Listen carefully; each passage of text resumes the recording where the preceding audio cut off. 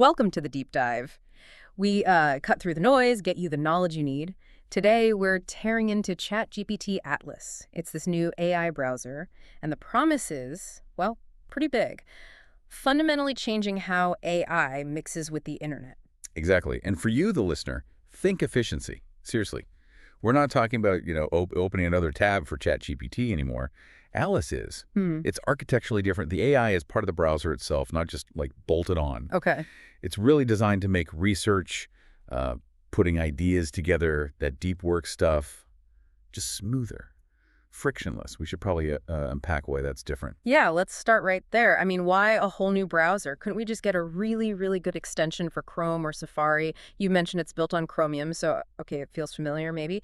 But why ditch browsers we already use? That's the key question, really. An extension, it's kind of limited by what the browser allows it to do, the APIs. Atlas controls the whole environment, so it can do this deep contextual integration, as they call it, which sounds like jargon, but it matters. We'll take their smart memory feature.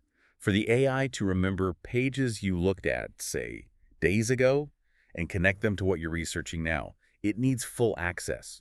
History, behavior patterns within the session. An extension just can't really do that reliably across different times you use the browser. Okay, right. That makes sense. And this is where it gets interesting for workflow, isn't it? Like, think about copying text, flicking to another window, pasting it, getting an answer, coming back. It's tedious.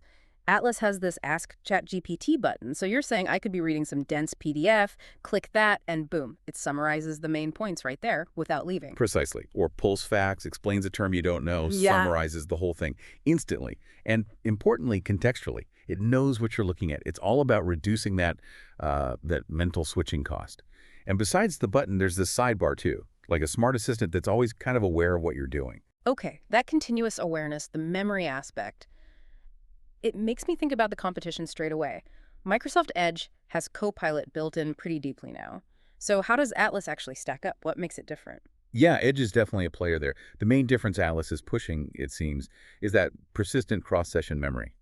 Edge with Copilot is, well, it's very useful, right? A helpful sidebar.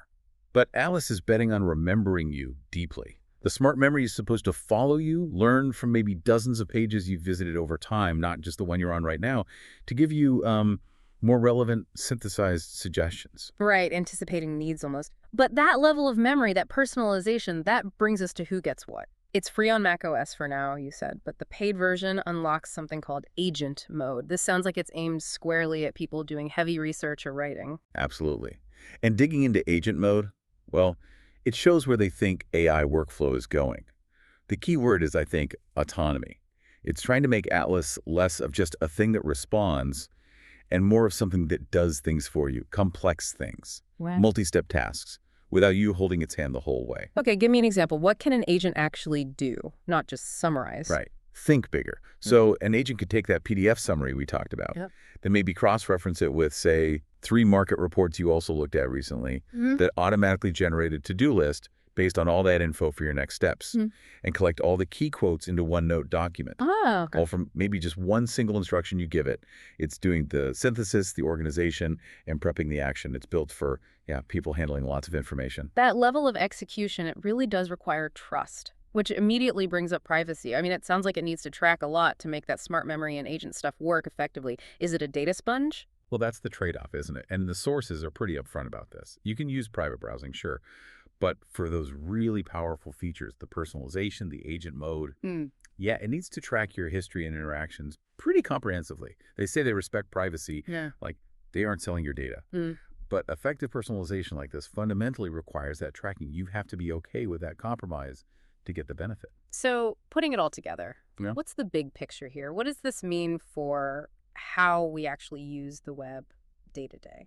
I think the main takeaway is we're seeing AI shift. It's moving from being a separate place you go to, like a website or an app.ho, becoming this integrated utility.